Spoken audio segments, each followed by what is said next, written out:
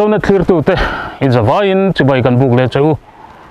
hei tu na kanom da hi Vanchengte ania Vanchengte hi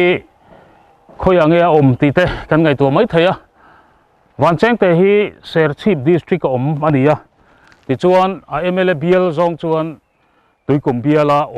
ania tu MLA hi engineer la rinoma ania ti chuan Vanchengte hi Mizoram chuan khua bok dilo VC te in rel bolna khua a khote berpol ania in somni paruk tu na hinan mek ani chu khua chu kan tlo do na kan han zin pui don chuani he khua hian Zonet chung ko te kan han zin pui don chuani ti chuan hei kan hunga hian thlan bula oma kan han soi ngal mai anga he khua a mi te hian min thil dan chuan thlan bul hi hun rei tak to helai hi an man ania ti chuan nikum December tha vela khan mi thian neya chu kum thum dan vela mi thi kan nei chau zel ani an tia in thi san thampo kan om lowa te an ti ni chu ting chuan khote takte mai ania amai ro chu he khua hi Ser Chief District a hian kho fiber dot tu ate thlan te lo ni to a khua te kan ti rual hian khua anin lung rual na te helai chanchin sang te engtin nge he khua hian ko thran ho in rel bola ko thran sang engzat nge ti te tin zirna chungchang te po aniang khotlang malang na sang te kan han soido na chungvel te chu kan han clear zau do na Zonet chung ko ten he khua khonuam tak mai khothiang duam tak mai hi zinnan in mangdon teng o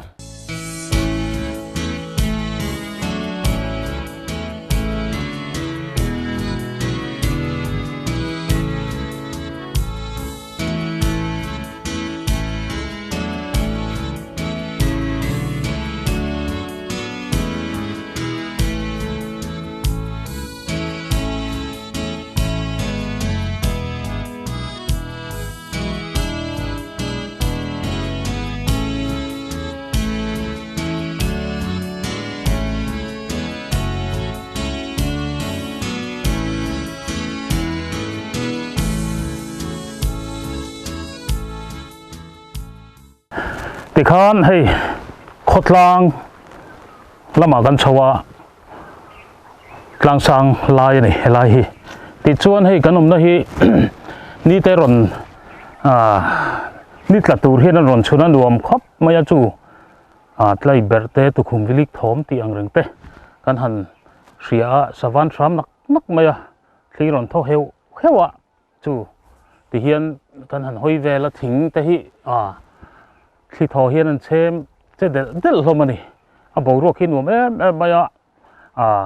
rum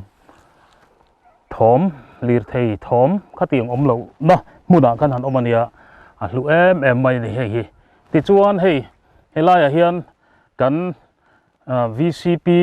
Howin Oime President te VC member te anh ôm anh đi hi khotlang thiêu te min hẳn Sri Lanka căn hẳn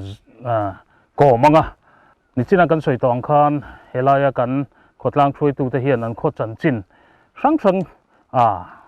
te khamin thil don ni chuan hei kan soi ma sak du lok chu helaya hian he kan omna lungphun a hi pi le pu te lungphun ania ti chuan lal lungphun sai nge nga sai lo kum somli paruk sang ka zakwa somli paria ta thi helaya lal ania chu wang chu lal lung an han phun tharania hemi phun tu te hi kan riat theidan tur chuan helai kho chuak pulal mingmoya tuna hian finance department a hian additional secretary ania mi chuanom takan nia MFNS ania ti chuan hei tun hai lok an phun ania chung te po chu kan han tlo pa kan han soi rem chang pa ani ti chuan hei VCP bula hen kan thunga ka velam chemi hi nia VCP hian an khotlang thil te min Sri Lanka chu mi ma chuan helai kan thian te hi tu te ngen ni ti te pokha min han filta sela helai atanga kholang thei sang te pok kan han ko kualanga ti chuan kan han kom vel don ni kalome introduction ka kan nei zui ngal mai anga hei kama chi a thu hi purang chuana kan OIM president ni lai me kan ni a tin nung lama hian he lai mi hi Zoram puya kan VC Vice President ani a tin he lai mi hi Puzo Khuma kan Secretary ni lai me kan ni tikhan tege ni in khotlang in somni le parukhua in nita kha kha kan lo riat la re me mania kan han kalvela afae me boxia ti chon kan riat chak chu tuna in VC in nia VC ta hi tu eng party nge ni ti ta kha khalai ta khamin han thil ta la in khotlang le politics lama kha min han thil zaw ma support mai te ole nia VC hi kan nei na la rei lowa hei tun in than nun bera khan VC pa ngai nein kan ve ni maya ama chuan sub village anga thin kha kan ni a ti chuan hei tu da hian a party ang zong chuan MNF party sarkar na ani mayang chu chu tiang chu ani ti chuan ani le party kha BJP ti thleng te khan in meng party ti nge a party hi chu kan ve kan in wo kim ve de vek chuang ka ria a MNF kan oma Congress ZPM apa BJP hi chu kan chia lo in ka ria chuan ani le VC chu engtin nge tuna hian VC a chuan tu nge tling cheu VC kha pathum in nei ta te ro VC a hian MNF patni le ZPM pakhat kan tling ani chu tiang ang chu kan in ni dana chu ni mai ani le hei in kho chu ti hi ni mai ta in somni parukhua kha in nia politics te kha in lana via in thandon te in thandon lo te khan in trăng về view thì ném hẳn tỷ lai kha nghe in lana vak lem lo tỷ lai về là khamin hẳn thil zau te cái này khoa hi nia politics bi ka hi chuan ngan sei tak ang khan politics kan lan na vak lowa a chan chu kholian kan ni lem lowa in chung khat kol diet te hi kan ni le nga la ka tia anga politics a han la ko vungo han ti ve la kha a rem ve chia lo ten kan ria chu wang chuan na VC pa ngai te lo ni don ta ka chuan a mingin kan in vu lo thei lo te kha ni maya chu wang chuan in hemi politics big thila hi chuan ala lana ti ang zong kha chuan in lem lo bo kalpui lem lo ani le ti khan again in khua hi mi hring zat te riat te kan cha ka tin engtin nge in kha in pung hlei thei vak lo nge in pem ral zel nge khalai bor ve la kha in din huna kha in han thil zau le te le nia kan veng hi kan pung thei lo ko maya in som thum han kai zok chang te kha enge molai ka chong kan nei thina ma se nia zirna wang te le enge mo izon na thil ang chia chuak khi kan le thina wang hian mihring hi kan tam hlei thei lowa wang chuan nuna po hian mi heti zat hi kan nani deuh ri mai ni hi in sang in ni mihring hi za som thum borvel kan in ngai ani chu ani le in kho chuak hian tu te nge mi na kan lo riat lar tur deuh ang chi eng lai na poni se zir na kong ani mo in fiam na thil sang ate khan ting vel te kha soi thei te omem nia kan kho chuak a hi mi lar han ti han soya han ti tur hi kan tam vak lo ke ni riat phak ve china chuan ti mai te ang khana china in han soi lan tak lai lung ron phun tu pulal ming mo ya kan ti te ang te kha kan kho chuak a chuan mizir sang le ani na po nei sang chin deuh a kan nei te khan ni mai chung lo po chu sei tur chun thowa kan u te khang ming mo ya u te ho po kha king level additional DC kan ti ang chin na ve te po kha an ve a chu tianga han soi tam tur kha ka revak lo ni chu ani chu ti chuan kha kan han fang ko la khuwa kha fai khom maya ni china ka sai thuak to eng tin nge fai na konga hian main lak dan a khuwa alien lowa ti fai chu olvi awang ti ngai dan te po nei te pon lo mai thaya chu ti rual chuan khuwa hi tran rual chuan lo chuan fai na hi mi hring na bol lo kan si mi tam em maya chu wang chuan a fai tak tak thei chuang lo kan han fang ko la in tuilion kor te kha phim ka khlom maya khang te kha kan hua fai na konga in malak dan a khlaya kha min han hrile thayam nia fai na kong nga hi chuanin sei tur hi tam taka om ve in kan ria kan khuwa bi ka hian nia kholian kan ni lowa kan in enkol na kong sang sanga te hian mi pui han in zirtir don le ka tiang ang fai na kong man lak don po khan ma sabera chong kan khuwa hi kan in lung ruala mi hring kan tam lowa kan ti to kha chu wang chuan he fai na kong kan malak na pakhat poimo pera chuan SBM kan ti Swachh Bharat Mission kan ti hemi hnuai atang hianin ni thok tu te ti mai te ang ho tu te hian he kan khuwa hi min ron chei ve em maya a chan chu na tho tur om ang chi eng emo khotlang ina fai na konga ma kan son te na tur khan na tho don chuan sum te lo ngai ta kho fai tur khachuanin katiang anga khan sum le pai sen ngai ang chi te kha department lama te kan han thlena kan khotlang cheina turatan chu tiang ang chu kan mamo ve khom mai tia ho tu te bula kan han sei te khanin annin min lo ngai tu em thina chu tiang ang chuanin malak na chi sang sang kha kan kalpui ve thina tin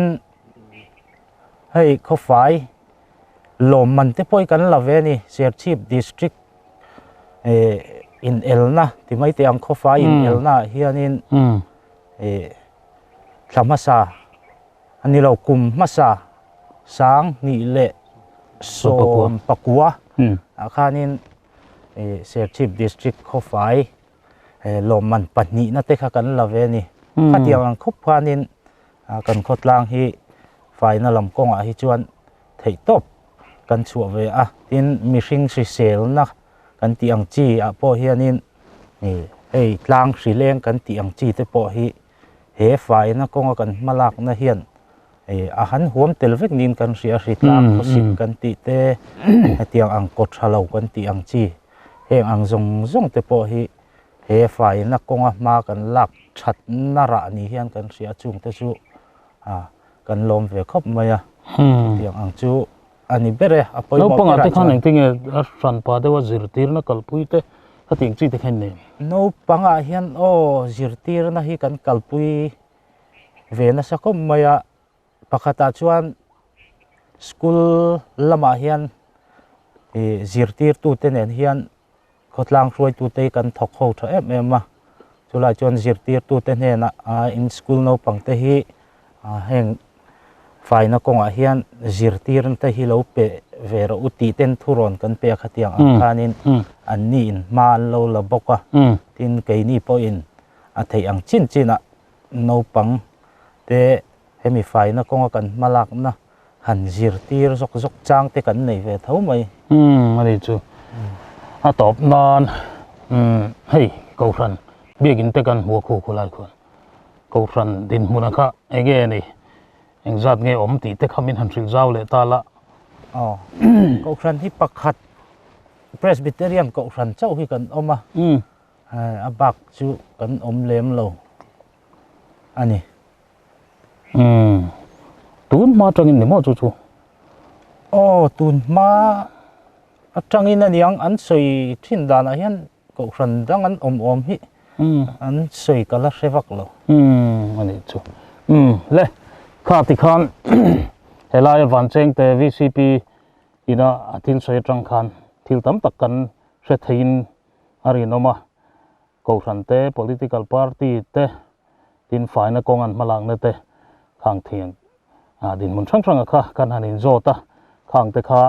mi puina helaya in somni paruk khua a hian in rel bol na fel takin an nei dan le lungrual taka man lak dan te kha kana ria thar le pha tura kan ngai ani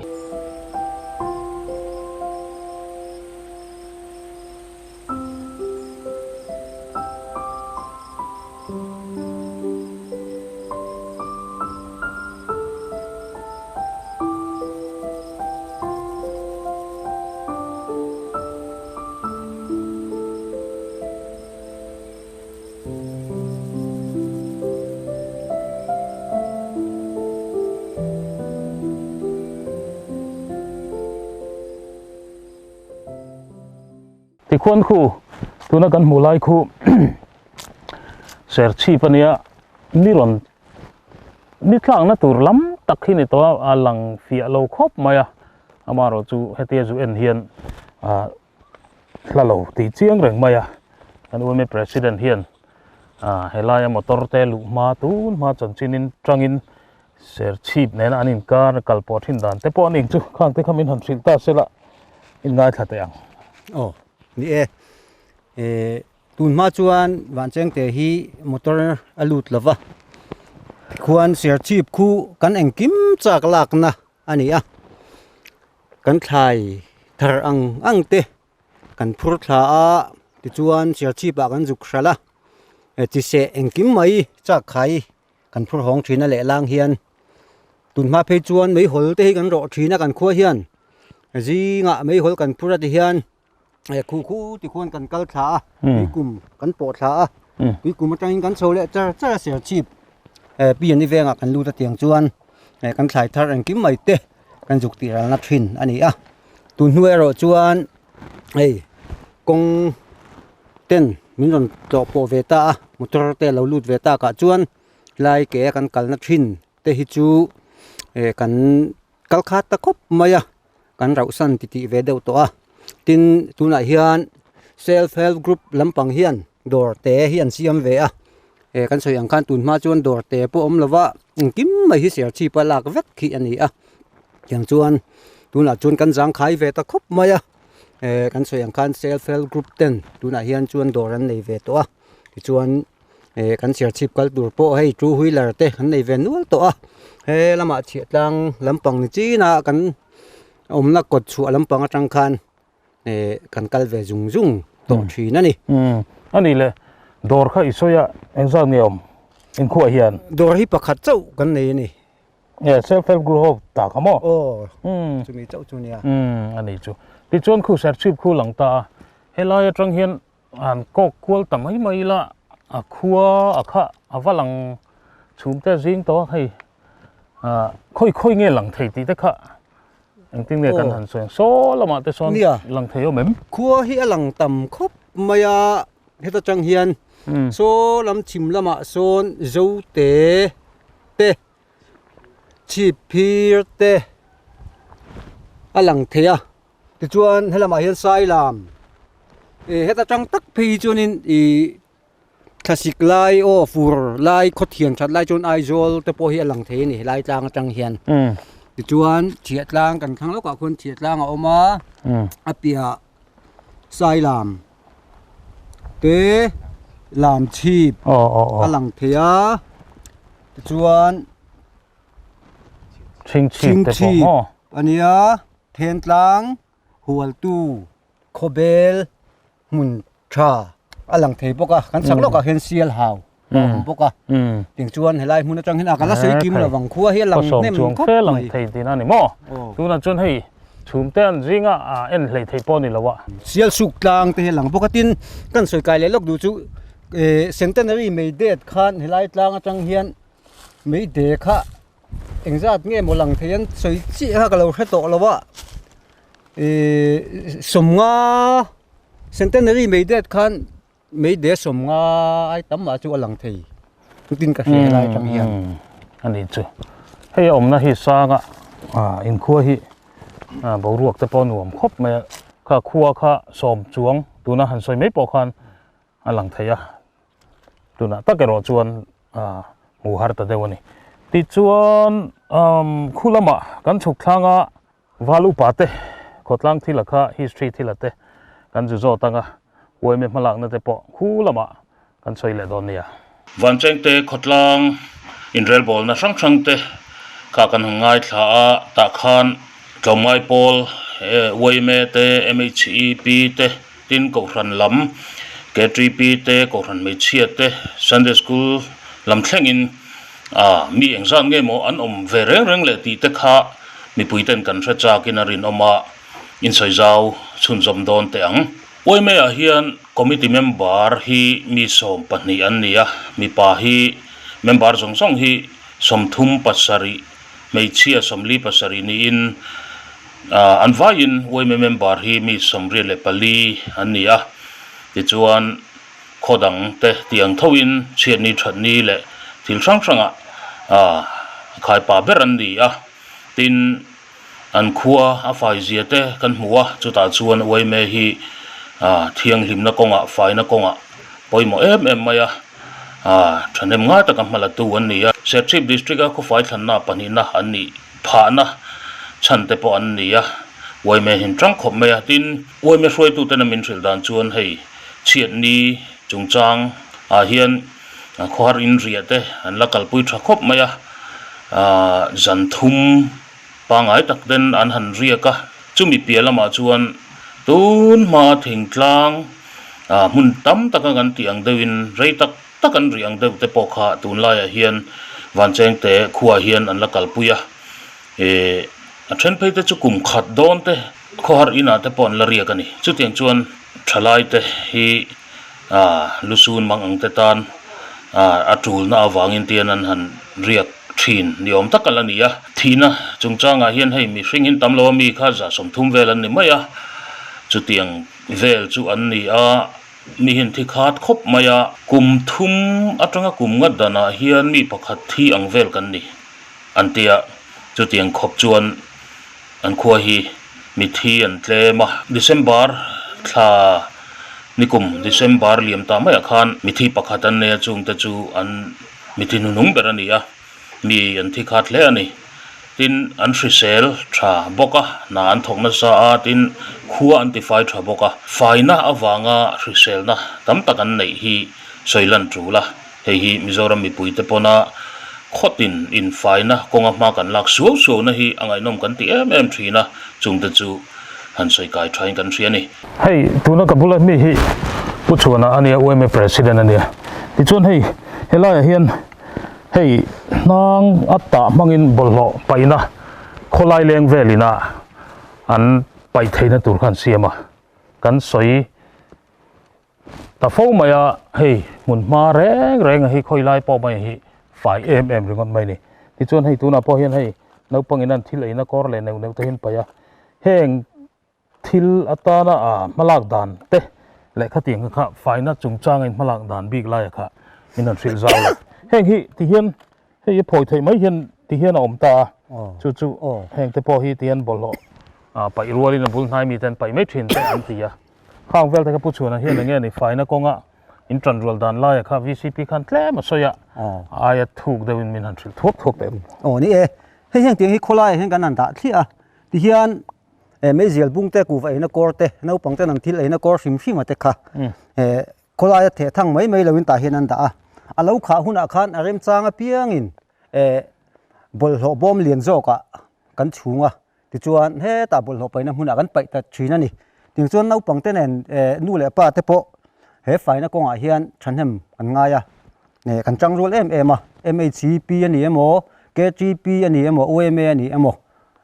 sikul no pang ani emo arem changa piang hian kholai ti fai ngai ni chuan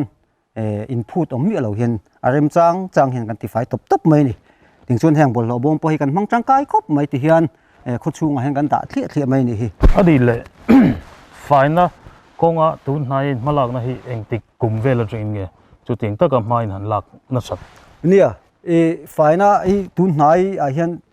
ma kan lana sa tun ma deuh chun ni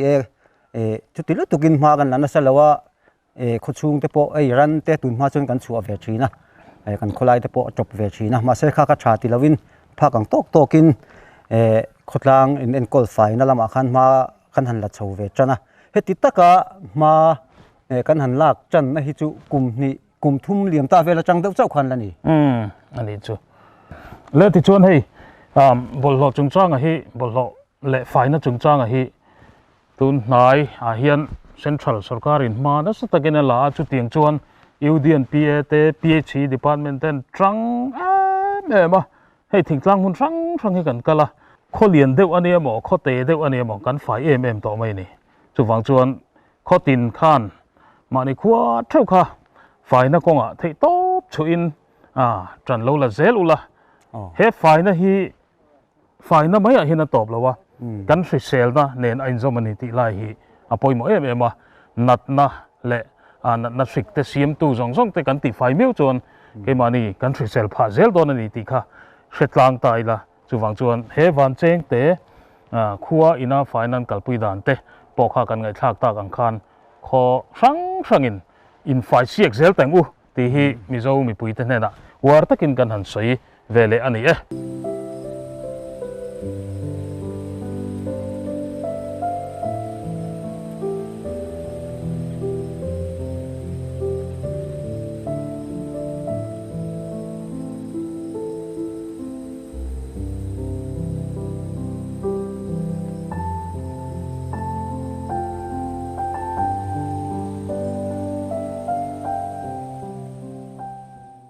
Vanchengte hi ser chief district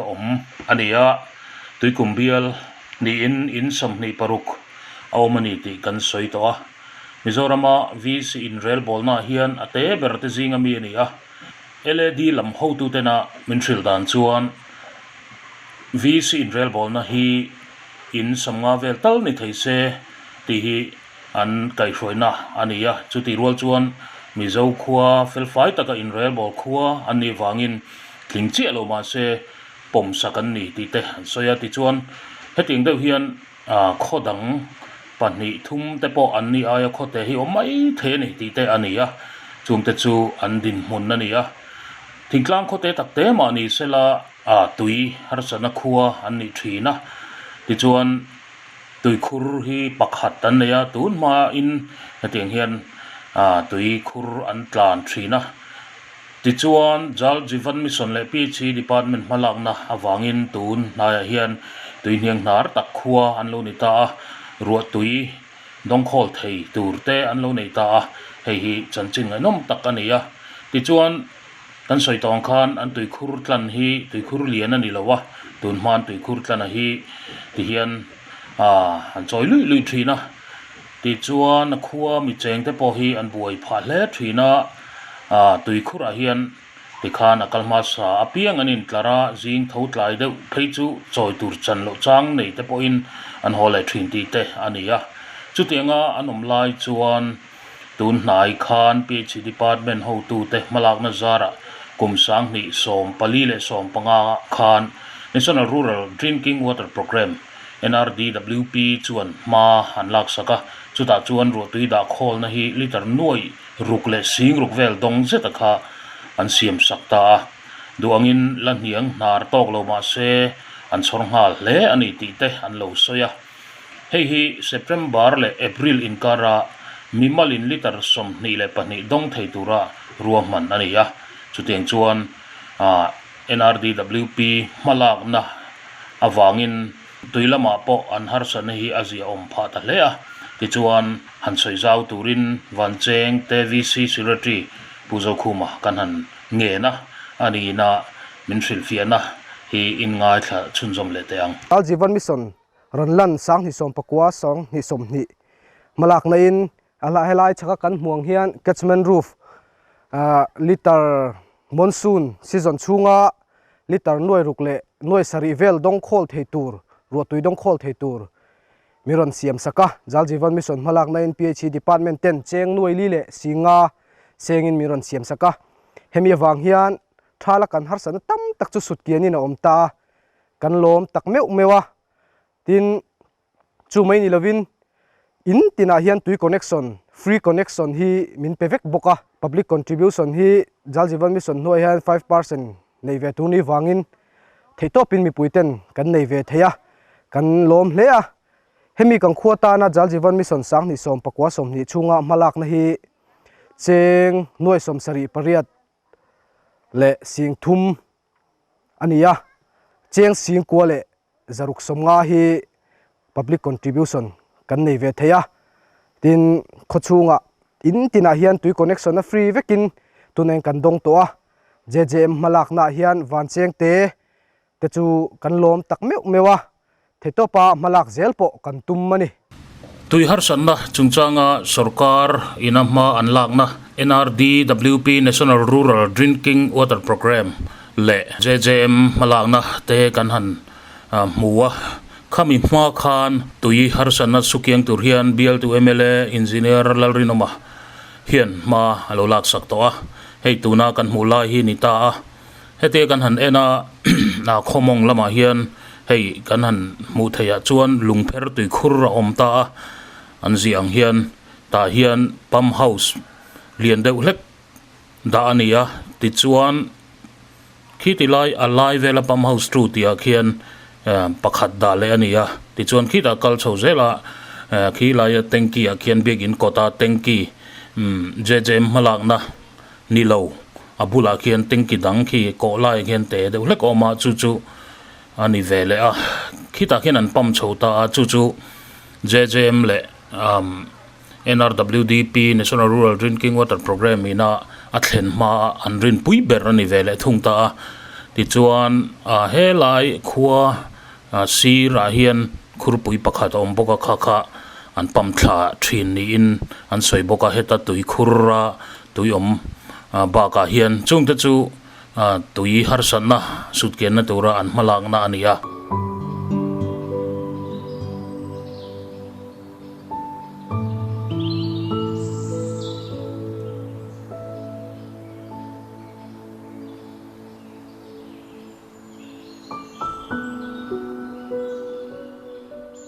Vanchengte han soi hi chuan mizo mi puitena kan ril rual lang chu chimle marin do lo chu adan kha ania chu chu zau zokin han soi thar ila a thawme chimle marin do akha edi sang khazriat le somnga paruk bor vela thil thleng ni in pastor lian khaya chuan mizo chanchin ti akhana ziaka chuta chuan zadeng an tuklom nuwa vutan ar thlor atangin khumtung akaya chutatang chuan hual tuwa chhozela chuti lai chuan a intiro puito khop maya a inpo adung hlamza awang hlam som in asa a ming thang em to maya chutiang chuan ro pui takin a to ani chuti lai chuan ro lurat tha zinga an ho tu de bera chu lal pui thanga ania kaunauten marlam annek zolovang kein ka de pange tin vuda dep turin alo pheya ti chuan sai lama tangin chiatlang alo kaya ti chuan ram nei zaw lo hlavin anin nor tran ta in melma na dang engma omlovin tlang in chu ngotin anin do don ani vuta khan hual tu tangin buan mun kaya tuma boka khoa abok kho sa chuan lalpui thangan alo kai khal hlok maya vuta chuan anei tu chek kan chung nungang kanin thron don zuknia le khuate u minzui ro atia akal lui veta lalpui thanga chuan atuar le ngam talova ti chuan a chuak ta Vanchengte a zok hian ain son ta chu chu vuta chuan en liam mai lovin la in a phua khum ta bon mun payang pomto nu chengte la mang le te lalpui thang le ma an tia chu chu lalpui thangan alo hriatina ho hle maya ti chuan lalpui thang le vuta chu anin nek tranta ani deuh bera ti chuan chimlamin lalpui thanga an tran puya marlamin vuta an tran puya vuta thlop tuatan lal savunga in rangfa thom vunga mi huai sen takha omboka ti chuan chimlam point zadeng ho tam takan nei boka anin bei thu hi angai nom em mai ni ti chuan chimlama vuta te kholam silaya tanga la chuak turin vuta le thom vunga an kala chim ho chuan an lo zindon ti an lo hriatin an lo in cha khom vaka vuta le thom vunga chu an pau a khau deuh chuan vuak nek an tuma ti chuan zadeng ho te chuan thingfak chu an lo thut pha theu maya lalpui thanga chuan bon hun payang pomto nu chengte ala mang le te lalpui thang le ma inti mo vudul antia vuta chuan lalpui thang le ma kan ti nem mo le lalpui thang len na kan ti ani khale atia chuta thom vunga thinin atuar talova e kapuvut I hlawem ni le lalpui thang len na kan ti hlei nem lalpui thang le ma le ma kan ti ni kha khoinge keima kan lam te ang kol nam nen lo chuan kalam thiam love atia kol nam chu akenga alam ta a pon hun pa yang pom to nu cheng te alamang le te lalpui thang le ma ti ro u saro u ati ta thlat maya a kol nam chu an lu chunga han vai thiak thina an thledul dul maya palian le pate de po anin chen thuai maya rap chung te chu asa thlatop top maya tu ma in an vongam lova ka vok chope ka hune tian oma ka ar loe hune tian om boka amal malin an chuak zo vek mai ani ti chuan thom vunga chuan silai tang chu ama thuina walang ngota akal puita a zadeng ho te chuan an va uma an pota apian lunga khat trua in an vuana thom vunga chuan akom re ka avuana tharu ka kaldone atia annin chuti mai ni kalpui theilovang antia an thla du lova tharo u kati atia akol nam chu aphoya mau chang thelin athel ta thot maya an thla ta a an kalpui ta a hladeu an thlen nu chuan an han kap zui le a le po an le hoi du lo anti chutia an chunga silai apuata china chuan anin do tak ta ani bera atira chuan lallu la thla le rolu ra thla chau ania chungla chuan pilera khian lallu la thla jingami saila vakha awma tualdoi atum deva chuti lai chuan vuda ina zanlaya van hoiliana avaluta saila vahi engtin nge niang le ti in avaron ruwa vuda chuan e saila vahi kan tlan hlia wanga rolu ra thla te kan beizo nuwa afalin kan la beizok donia an lo tia chumilaya vuda nu pui chu rotin lali tua ka no thom puya farnu ania sailovanen chuan annu te u naw ania rotin lali chuan sailovan hena tualdoi chuan om suang che lallu la thla te hian la beile che an tum tho don ani tin a hril ruwa chuwangin sailova chuan a u naw te sang vunga te van kunga te a cha vela ti chuan rolu ra thla le lian lu la thla te chu an tang kop ta chu ngain in do lai chu sangkha zariat somli le pakua le sangkha zariat somnga pariat lai vel kha ania anin do chunga anin beina hi thil ngai nom tak gawma amai ro chu tun bi ka hi chuan Vanchengte kan tlok pual hian chimle mar in do lo chua dan le a chanchina hi angai nom kan ti thar kan rina wangin le soinge nge trula kan hria da wangin khati china khan kan du tok ri phot don ani le hei kabula mi hi uparam enga ania puram enga ania ko ranu pa nia kha kan soyang khan ti chuan ani hian he khotlang Vanchengte history klema zong min thil dona ti chuan kapu tu na kan soyang khan nge ni khalaya in han in kho history le khalai thil vela kha rem chan dan angang in min han thil da che ole kalome Zonet tale na Vancheng history sai the na hun tale hi akai ma tak po kalom khop mai nya Vanchengte hi adin tan kum tak hi khiat thei ani to lawa ti chuan adin tu hi lalpui thanga ania ti chuan lalpui thanga pa hi lal rivunga ania ti chuan sangkhan le zaria samnga parukhan chimle mar indo ania chuta chuan chimle mar indo ma po hian Vanchengte hi chu alo om to ania lalpui thanga chuanin hemi Vancheng muna hian thut chi alovin bong chom tlang atang te po in aron mui tila swalom na ve ti chuan Mizoram dung le wangina Vanchengte kan hriat na chan ber po hi chimle mar indo chung chang atang khanin a chan chin hi hriat alo ni ta ta chuan anin do na mun hi khulai Vancheng ram chung khodai lok mai sa hual khonia ti chuan marlam ho kha lo biak bumin sami sajel phea son bok lem ten lo kho ta chuan marlam ho an lo kal khanin an lo bi ruveka chuta chuan an tlan cheveka nei hi an tia marlam ho khan ti khan an khung kim ta ti an thria ta khan sajel lama biru ho khanin an nung lama tangin an ron nora ti chuan kholama tang hian an lo nor boka ta chuan khulai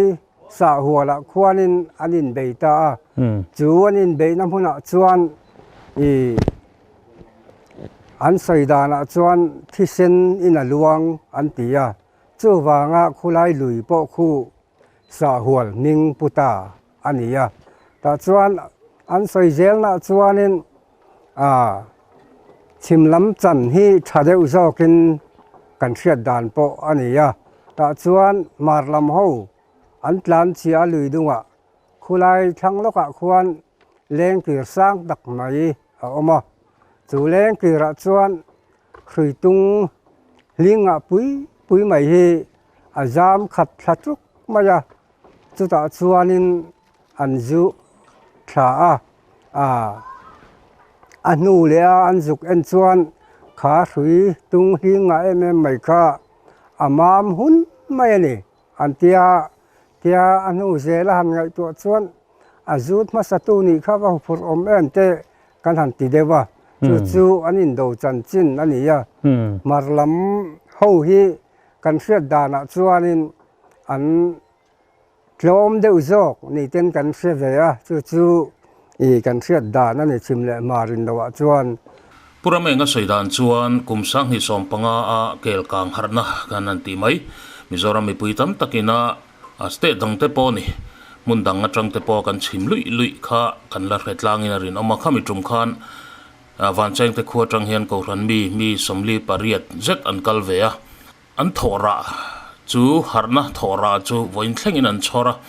begin po ngai sangai lote in khom po tum loten biagin an bela har thar tam takan oma ko ran te pon phui sui pha hle ni in asoya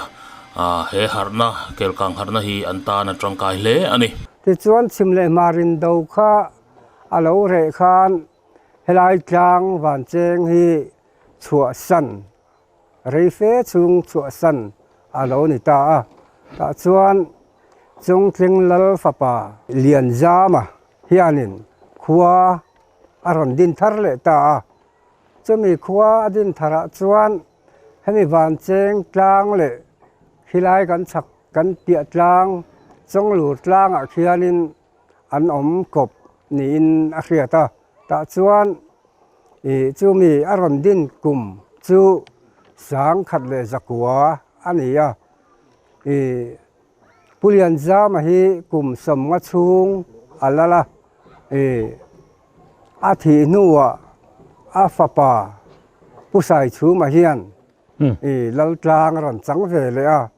ani kha alal rei man lova lal ban lal tlom te khan anang zuya chuta chuan sang kha zakwa somnga le palia village council in than alonia chuta village council a president masaber chu puthang khuma ania tuna hian afa te po an ladam ma Vancheng a hian an laoma rambuai ma zong kha village council ro rel na nuaya Vancheng te chu kanom ve ta ania ta chuan sang kha zakwa somruk paruk rambuai kha alonia chumi rambuaya chiatlang kan chuk thak hian Vancheng kha in som sari le pali kan nia chulaya VCP chu el tai khama ania tuna khuan chiatlanga ani chula oma chak thatakin ala om ani ti chuan chiatlanga kanom lai hianin lungpho constituency a hian kan beta ta chuan hello karnei ma saber khuate kanya tin primary school rangve in chung chi ma saber te po kanya ni ti chuan chiatlanga khan omreng lovin 8,000 Vanchengte hian kai chole som sang kha zakwa som sarile pania khulaya khuan thoma to nein kho bokin anom le ta chuan hemi Vancheng khotlang an lua chan tak hi chu an lua chau tak ki chu som sarile pathum kum in ania ta chuan chiatlang vi shop noya committee te in siamin hun rei fe kha kan oma ti chuan kum sang ni som nia vi spang ngai in kan han nei de le ta alom po kan lom le ani tin Vancheng khoming put chan te po hi han soilan thai kan ria lal pui thanga hun lai aniang chu nula mel thade mai hi oma ti chuan ni khwal kal vel ten an han mu in mel thai mai vana cheng ni omani tin chu minga puta in Vancheng ti ania ti chuan tuna hian Vancheng te ti kan nia alal pui thanga hun lai po khan cheng te ti lam kha chuan ni to tho wa maro chu Vancheng han ti ve ngot khanin khilai kan chak lo ka khian tuna Vancheng pui kan ti hi oma le kha te hi akal sual fo maya Vancheng te Vancheng pui tia khilai kan chakami khi Vancheng pui helai mi Vancheng te tia lam alo ni ta ani so la sonin sakai leng kir kan tia sang de mai hi om ve a hei Mizoram ina Vantong ko kho tha kan chuan em kan soilar em tenen hianin alem chuang do nan ni ti te kan han soi ho naka chu ngopui nuai ania fur lai tui tam lai chuanin chu tui kho tha chu amu nom khop maya nu patuak te point in then pha nan an lo mang to ni an ti ani sang kha zakwa som pakwa khan ni sapuya khan harna haro pui tak maya thenga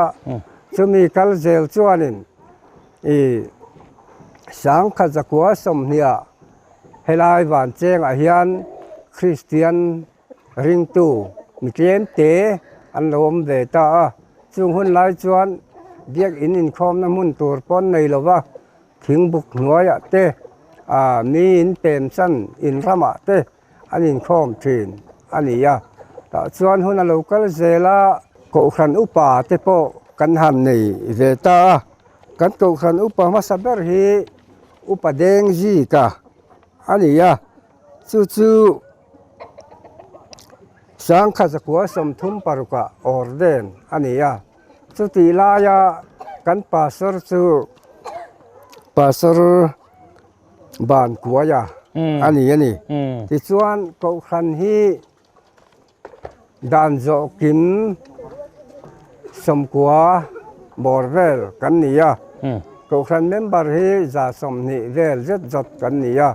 tuna hian ko khan upa hi pathum kan oma ta chuan ko khan tolupa member kan tiang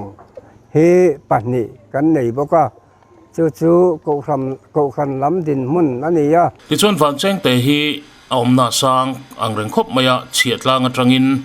kalania tuikum lui thlen ania ta chuan chu ta tang chuan chhozong hlirin kalanga ya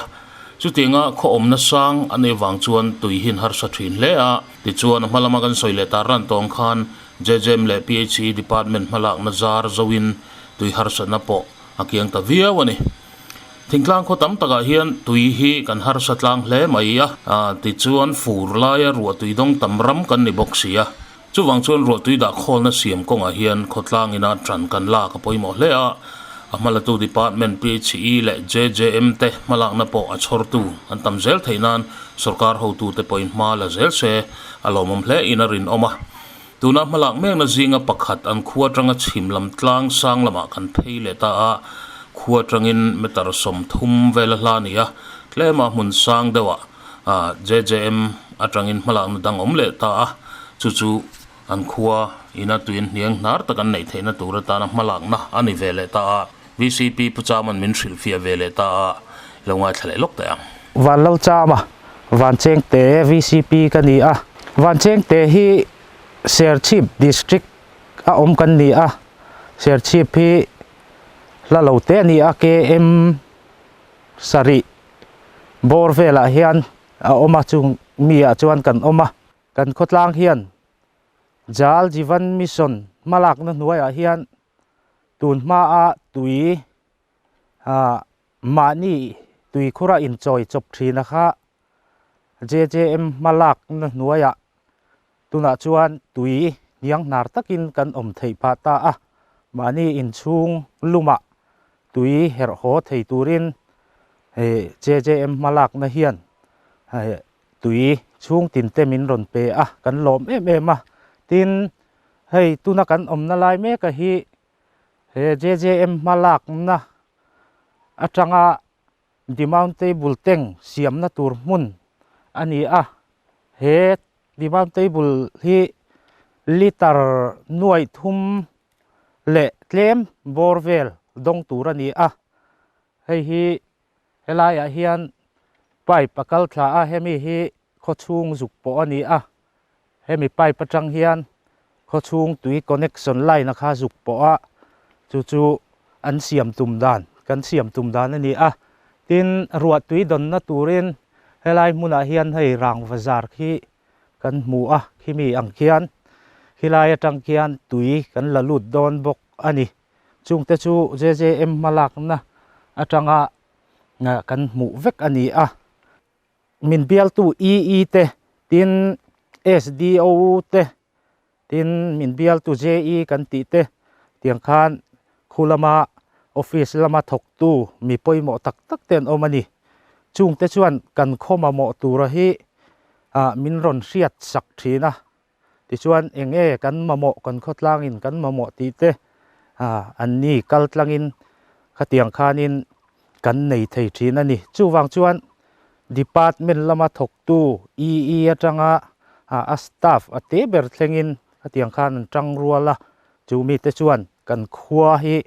min ngai tu em kan ta na thatur engkim min ron ti sak thin hi kan lom em bokani natlang han ko te pipe thalo ang chi han siam that anga te po a committee te mai ni lovin mi pui lam te po khatiang khanin ni an ron tel thina chung anga te po chuan khotlang mi pui te chunga po lom thu soi tul ni in kan ria kan han soi tel du bok ani MHEP hi member jong somli pani ania committee member som pali ania faina konga anni po hinan tholok khop maya tin an chin dan thadek mai chu dam lo le na thok thei lo te thing ten phur sak thina ateng hian nu ho hian tran an la thina kho faina konga po an tholok le ani ti an soi kai ngai in gan ria tin ko ran lama hian hei K3P hi kan cha kina rin oma member hi anvain somli le parukan nia mei chi hi somni pali an ni mi pa somni pani ni ti chuan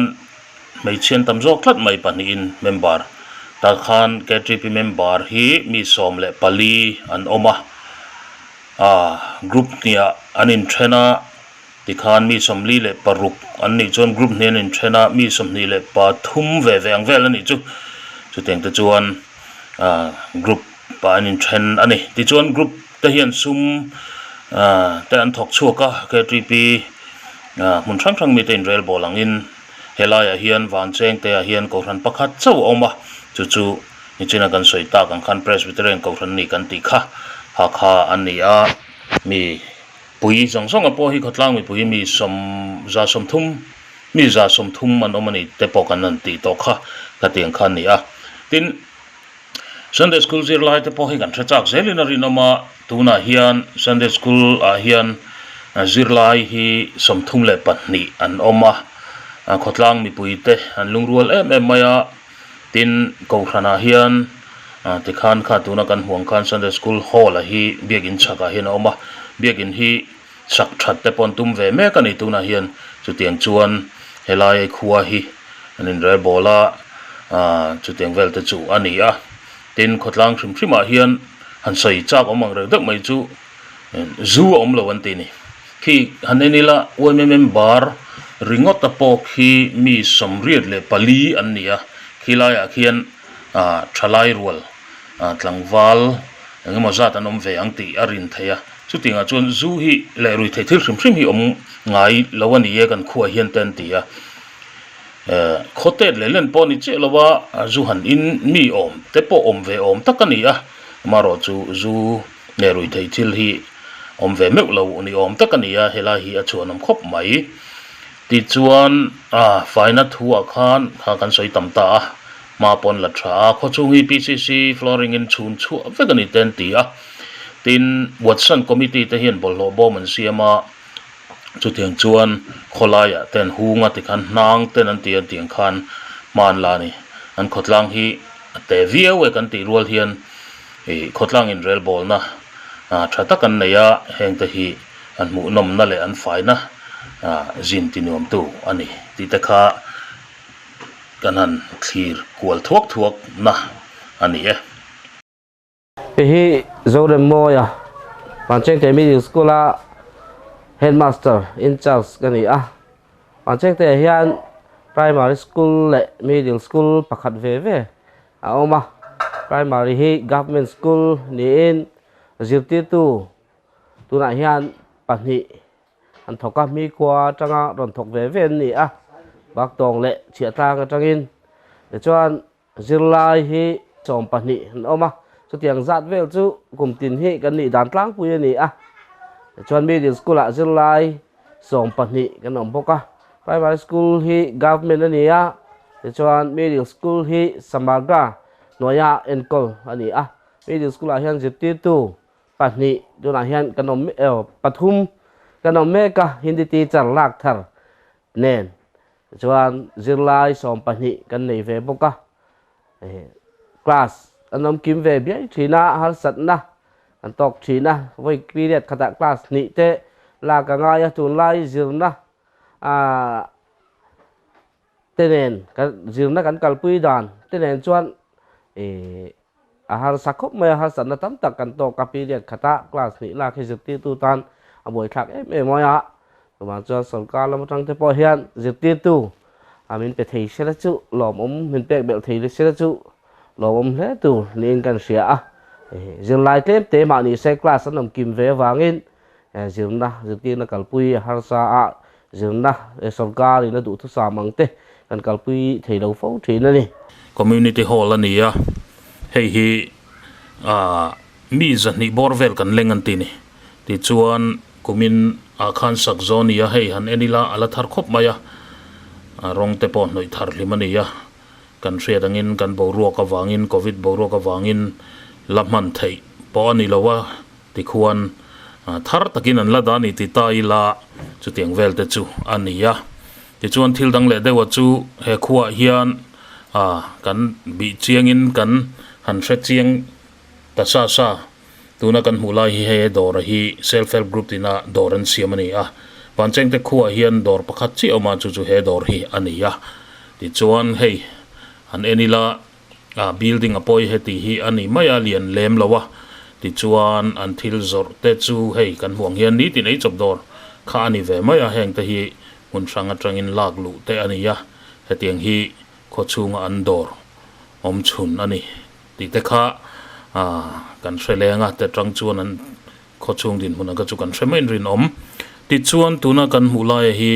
he khuwa hian in somni paru khuwa ti hi ne kan soi lo thei lawa he khuwa hian hei nu pakhat ina puana ta lai kan huwa tuna kan mulai hi pilal rem ruati ni ya VC secretary puzawa nupui ania ti chuan ani hian puan chei hi ata thina ni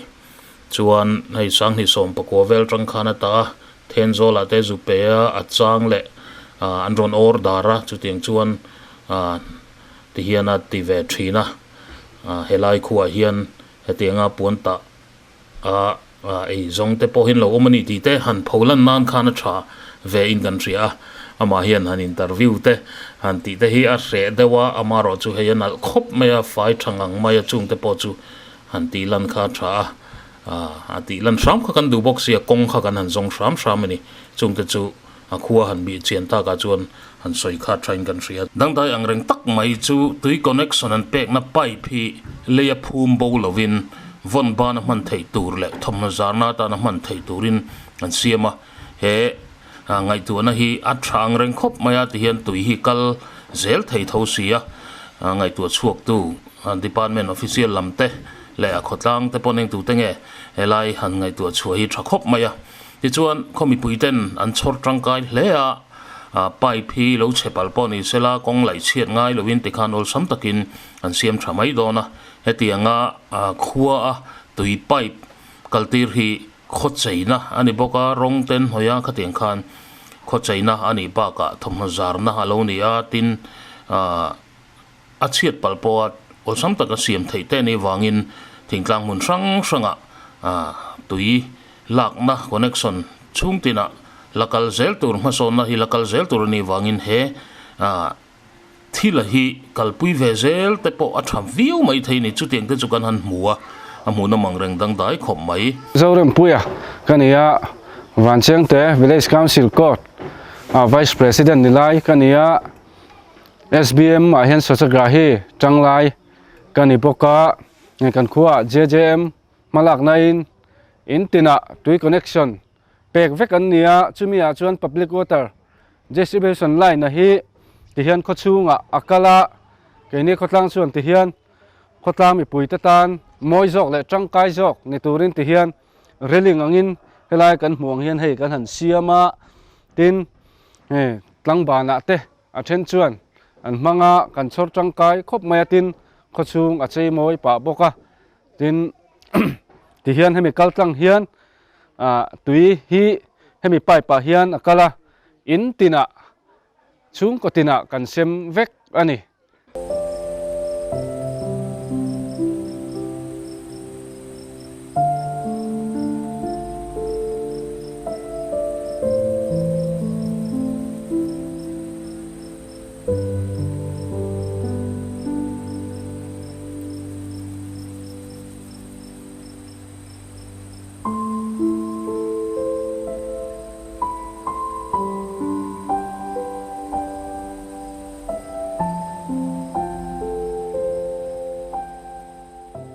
Vanchengte tui connection an nei hi hei ruwa tui te ania ti khan khamia kha ain fe turin department lam hian nu panga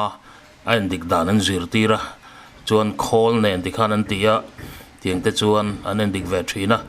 chuta an en dik dan chu nu ho in min thil vele thunga in ngai thale lok te ang FTK kan ti field testing kit anita chuan khotin visit da hian I department nan te hian field testing kit himin ron pe a chuan 5 women kan tia me chipanga te hi ro chwa kan ni a khutina hian khami tui test tur khan chuan kan test result hi I district department a district a kan submit a anin central an lo submit le thinani ti chuan he tui kan test tur hi tun thara tang phe he chuanin Delhi ya direct in ke mani in kan test ve to dona chuan kan khatui tlan hi athiang hlim tok nge tok lo ti sang hi hemi laboratory testing kit man ro mang hianin I kan test ve thinani chuan hemi na kan test tlang pui te chu PS test ti te turbidity tui nud le nud lo te chloride test te le hardness tui sak zong ang ti ang te fluoride test le nitrate iron poi kan test a testing kit man ro chi sang kan nei a chumi mang chuanin ti hian 5 women te hianin thatinin kan test a chu kan test result chu central a direct in ke mani in thale atang chuan kan test ve to do ni ti kha kan report thi chu ni e